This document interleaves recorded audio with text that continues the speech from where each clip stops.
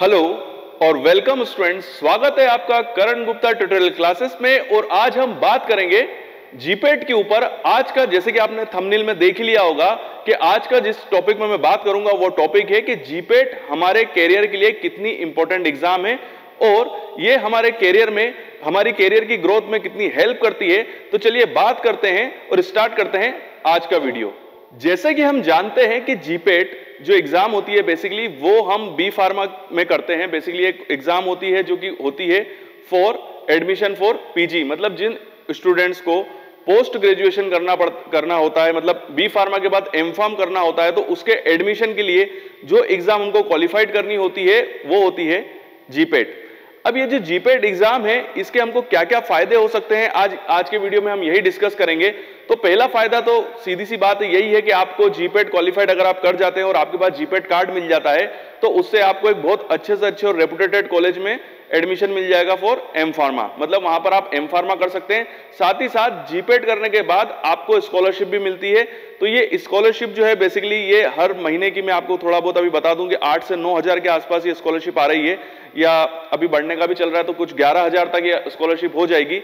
तो सबसे ज्यादा अच्छा फायदा तो दो फायदे होगा इसमें। एक फायदा तो ये हो गया कि आपको एडमिशन मिल रहा है कॉलेज के अंदर, अच्छे से अच्छे कॉलेज के अंदर।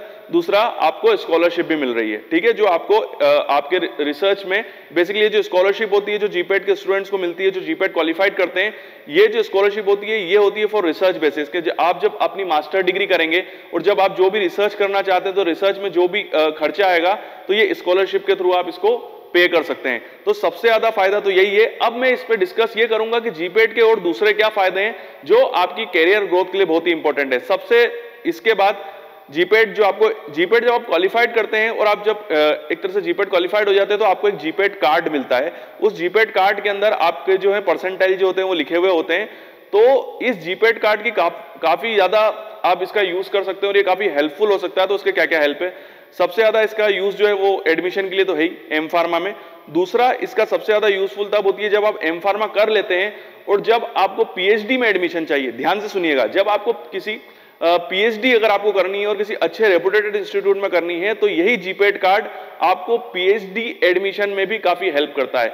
एक चीज बहुत इंपॉर्टेंट है कि यहाँ पर आपका जो जीपेट कार्ड होना चाहिए या जो आपकी जीपेट रैंक होनी चाहिए वो बहुत अच्छी होनी चाहिए। तो वहां पर मतलब जिन स्टूडेंट्स की जीपेट में काफी अच्छी रैंक होती है, काफी अच्छे परसेंटाइल होते हैं, उनका पीएचडी में भी एडमिशन इस कार्ड के थ्रू हो सकता है। एक तो सीधी सी बात यह है कि नेट जो हमारा नेट जो एग्जाम होती है जिसके थ्रू आप पीएचडी में एडमिशन ले सकते हैं वो तो है ही, बट ये जो जीपेट कार्ड होता है ना ये भी आपकी काफी हेल्प कर सकता है फॉर एडमिशन इन पीएचडी। दूसरी चीज ये कि इसमें एक ही शर्त है कि आपकी जीपेट के अंदर रैंक काफी अच्छी होनी चाहिए। मतलब अंडर 50 अगर आपकी रैंक होती है, या मान ले अंडर 100 मान लेते हैं कि अंडर 100 के अंदर आपकी रैंक आ जाती है, तो ये जो आपका जीपेट कार्ड होगा ये आपकी हेल्प करेगा पीएचडी एडमिशन में भी।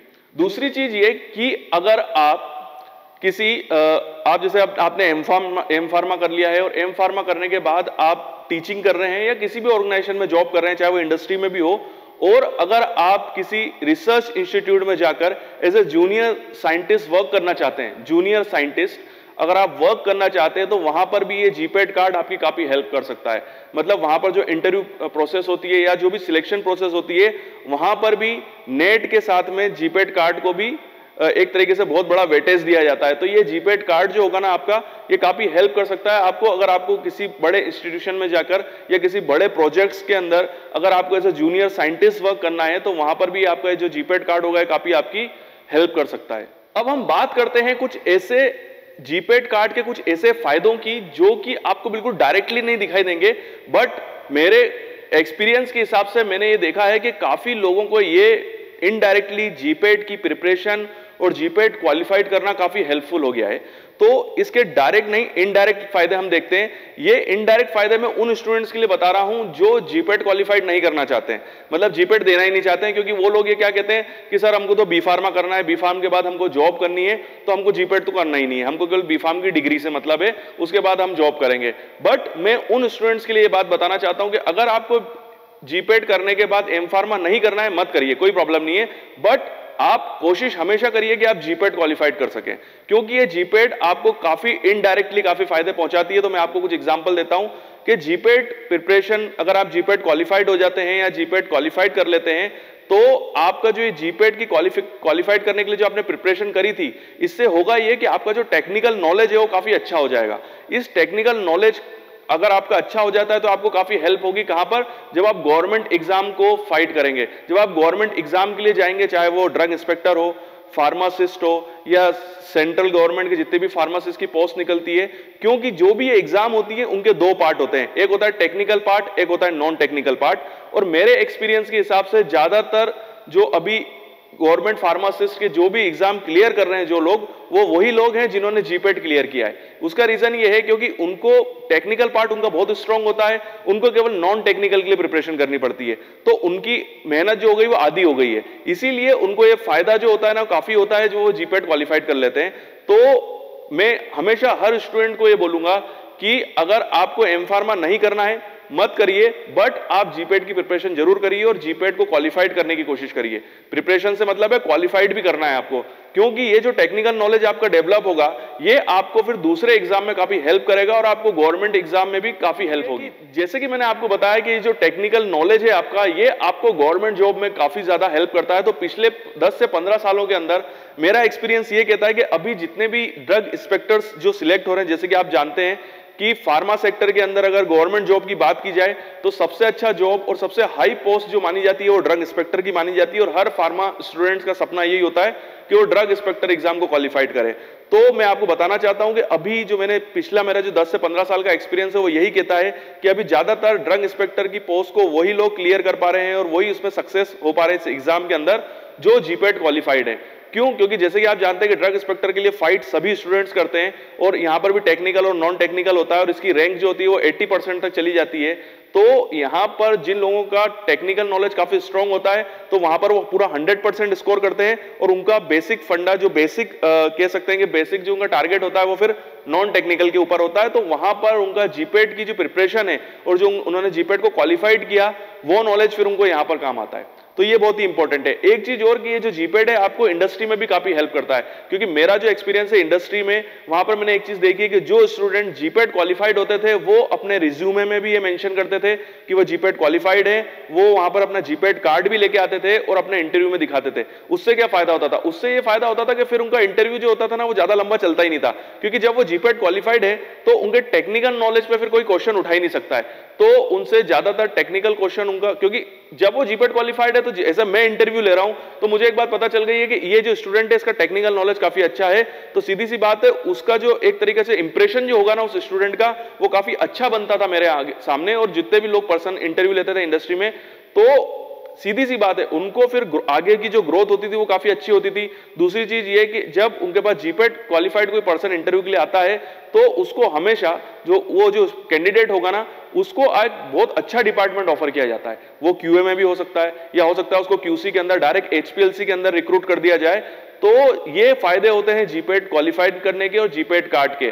तो यहां पर इंडस्ट्रियल इंटरव्यू के भी अंदर, मतलब माना वो स्टूडेंट केवल बी फार्म पास आउट है बट वो जीपेट क्वालिफाइड है, भले ही वो एम फार्म नहीं कर रहा है, बट जीपेट क्वालिफाइड होने से एक तरीके से एक सर्टिफिकेशन मिल जाता है कि इसका जो टेक्निकल नॉलेज है वो काफी अच्छा है, ये एक नॉलेजेबल लड़का है। तो उसको सीधी सी बात है उसकी ग्रोथ काफी तेज होती है, उसका जो डिपार्टमेंट होता है वो भी काफी अच्छा मिलता है उसको, और उसको आगे भी काफी फायदे होते हैं। मैं आपको बताना इस वीडियो का बेसिकली जो मकसद था, जो रीजन था इस वीडियो को बनाने का, वो यही था कि मैं ज्यादा से ज्यादा स्टूडेंट्स को जीपेट के लिए एक तरीके से मैं उनको इंकरेज कर सकूं, उनको एक तरीके से कॉन्फिडेंस दे सकूं कि इस जीपेट का मतलब ये नहीं है कि केवल हमको एम फार्मा में या मास्टर्स में एडमिशन चाहिए इसीलिए हमको ये एग्जाम क्वालिफाइड करना है।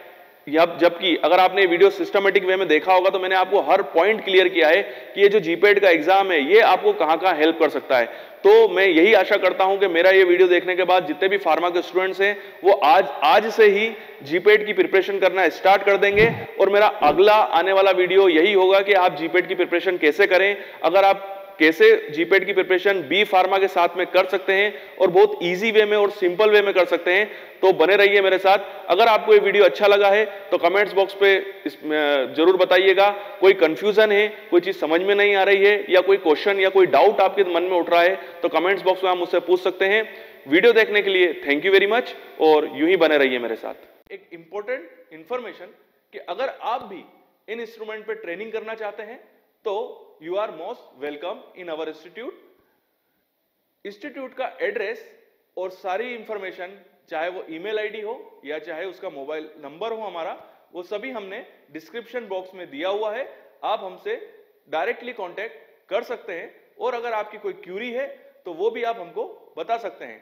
साथ ही साथ अगर आप कुछ ऐसे प्रोजेक्ट्स वर्क से जुड़े हुए हैं, कोई पीएचडी वर्क से जुड़े हुए हैं, या आप कोई ऐसे कोर्स से जुड़े हुए हैं जहां पर आपको इन इंस्ट्रूमेंट्स की रिक्वायरमेंट है, या आपके पास कुछ ऐसे सैंपल हैं जो इस पर्टिकुलर इंस्ट्रूमेंट्स पे ही रन हो सकते हैं बट वो आपके पास अवेलेबल नहीं है, तो हमारा इंस्टीट्यूट ऐसी कंसल्टेंसी सर्विस भी प्रोवाइड कराता है और उससे रिलेटेड इंफॉर्मेशन भी हमने हमारे लिंक बॉक्स के अंदर और डिस्क्रिप्शन बॉक्स के अंदर आपको प्रोवाइड कराई है।